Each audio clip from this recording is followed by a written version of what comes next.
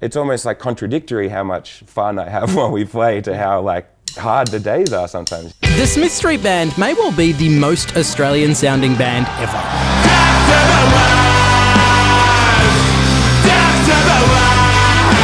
But behind the blokey veneer, they produce songs that are anthemic, raw, and in some cases just bitterly sad. They've played sellout tours all around the world, produced hit albums, launched their own record label, and at the heart of it is this guy. Will Wagner is not only the chief songwriter and lead singer, he's also tackled some of the stigmas around mental health by opening up about his struggle with anxiety, bipolar disorder, and grief. I grew up in Melbourne. I grew up in Box Hill South. My parents are both children's book authors. Really? And Dad was a musician until in a band that was doing well, and then I came along. Stories from southern explorers tell a vastly open sky. I've been about this big since I was 12, Right. So good at footy. Yeah. I still feel like I'm kind of trying to figure out who I am, but I think I spent a lot of time as a kid trying to figure out who I was. I started playing guitar when I was 5, and I had this like little Spanish acoustic thing, which could still be in the cupboard at my parents' I did house. a mental image of you on a sombrero doing this. Yeah. Oh, this big, but a child. Like I can't really remember a time where I wasn't writing songs. Do you remember the first time people started paying attention? Yeah, I played a show when I was maybe 16 at a place called Lentil Is Anything, which is a big vegetarian all-you-can-eat restaurant.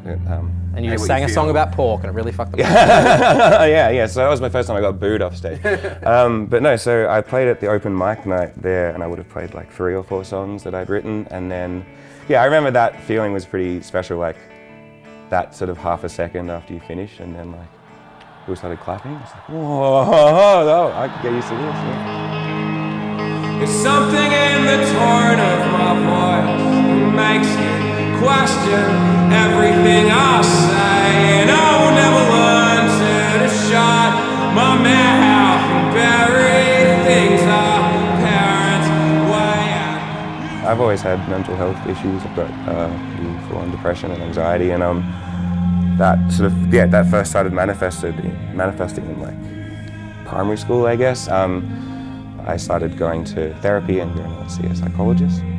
If somebody were to ask you to describe what depression feels like, and to put it into words for somebody that has no frame of reference for it, how would you capture it? Yeah. I mean, there's part of it that just feels like your head is filled with cotton wool, or you can't, it's like there's these thoughts here and these thoughts here, and these ones are rational and sensible, and these ones are completely destructive, and you can't, it's almost this physical thing where you can't get the happiness to like the forefront of your brain. There's just nothing there, trying to drag them in front of your eyes and kind of drag that good feeling that you vaguely remember feeling last Tuesday, try to find that and like pull that out, but it's always like, you're only ever keeping it at arm's length. And sometimes it's just like, I won't talk to anyone for days and I won't even have realized. You don't even know that you're doing it. You don't even realize how bad you're feeling until you start feeling better and then realize how kind of deep and dark it got. When you write, I guess from an outsider's point of view, it feels extremely confessional. Yeah. Where did that start? That's how I started writing, as like a coping mechanism, And that was something that it's the best therapy and medicine for me, to like sit and write about something. It really helps me understand and helps me come to terms with what's going on. So I try and write a song every day, like I try and write a verse and a chorus every day, or write 2 full pages of A4 words every day. That doesn't have to be about anything, just to do it, just to keep constantly doing it, to like... Yeah, that's an incredible work ethic. It takes 20 minutes, I don't do anything else, so it's not... One day there will come a time when the person you were named after dies, and all of a sudden you're the only one left. For me, I still really deliberately now, I never think about who's going to hear the song while I'm writing, like really, and as soon as I do, it's super fucking obvious. Like as soon as I remember when like our song Young Drunk first started getting played on the radio, and there was this part of me that's like, okay, cool, now I've just got to write Young Drunk 2, Young Drunk 3. And I sort of sat down to try and write this record. Younger and drunker. Yeah. And before you know it, you were writing about a drunk baby. It was pretty well. But I sort of tried to write that song again and be like, all right, sweet, we'll be the party band, And it just sounded like I was trying to write that song again. I can only like plumb the depths, you know. I have to like let it come from somewhere kind of deeper inside of me for it to be at all like useful for anyone, you know, and useful for me. The same, I'm getting young drunk, walking down the streets where I grew up, knowing that they're to blame and all the red brick fences look the same. Is it ever unhelpful to have to go back, because that is your job, spill your guts for money, Yeah, as the yeah, line yeah. goes, right? Does it ever get unhelpful to have to track back to that dark moment and replicate that on a stage for a paying audience? Yeah. I mean, there's been a few times where people have come up and said either someone really close to them died quite recently. And I can think of a few specific times where all I've done is just been like, come here and like give someone a big hug. And that feeling of a complete stranger feeling like comfortable enough to like cry on my shoulder and tell me something like that is, you know, it's a very privileged position to be in, and something that I really like don't take lightly at all. And whenever something like that happens, I'll, you know, especially if it's a after the show environment where there's lots of people around, someone comes up and is obviously really, really sort of upset, I'll say, hey, come backstage, like let's sit, let's talk about it, and let's, you know, I'll try and give them as much time as I can to actually like, not just be like, oh, that's fucked. Anyway, this guy wants a photo, like, to be like, all right, come on, let's talk about this, and, you know, try and say something that they might remember or something. Because like, I also remember being that kid, you know, going up to like Chris from The Living End or someone like that as a kid and just being like, oh my God, I can't believe that it's you, I can't believe that you're real. And I remember everything that he said to me, I remember how sweet he was. Like, there's always kind of things like that where it's like, oh, so kids will remember this when they come up to me and do that. So like, I do everything I can to be like super nice and friendly and like make them feel comfortable. This is the loudest I've ever heard a crowd sing along to our band. What do you reckon is the most misunderstood thing about Will Wagner?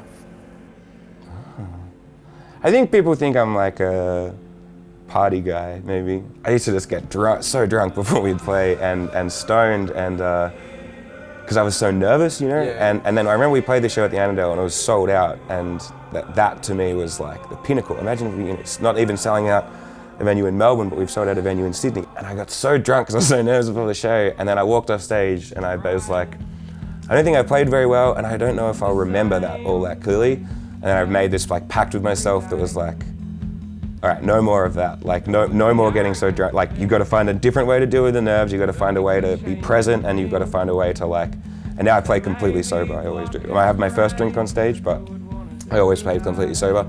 So I can roll with the punches if something goes wrong. I know what to do. If something happens in the crowd, I know what to do. And I'm not just like numb to the whole experience. And that was the thing from that. This could end at any point, you know, like everything could be the peak, everything could be the pinnacle. So I want to enjoy the pinnacle, and I'm not going to know when it's happened. I'm not going to know that we've gone down the other side, we've gone down the other side. So I want to be able to remember everything. I want to be able to like look back in 10 years and be like, remember when we did this, remember when we did that.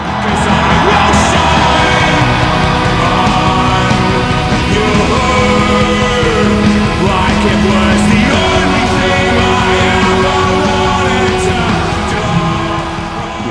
do. It'll end, the bubble will burst, and I'll have no regrets. I'll feel like I did everything that I could, and I'll look back and be really proud of the shows we played and the music we made. And even, yeah, on stage, in my mind, I'm thinking like love this and enjoy this, and also like remember this when it gets bad. You know, like remember this feeling. Try and cling on to this feeling of like fulfillment and happiness and joy when those things seem a million miles away. And it's really difficult. It's something that's like I've been battling as long as I can remember. I'll probably be battling it for the rest of my life, but I think that it gives me a weirdly positive attitude that I'm so fucking appreciative of when I feel good and when people are nice and when everything's good, that like, I think I probably appreciate that more than someone who doesn't, you know, have the kind of lows that I have, I guess. Yeah, it's very special. Yeah, it's cool. You are an absolute pleasure to talk to. Oh, thank you very much. Thanks for having me. White path, we do our best to keep our heads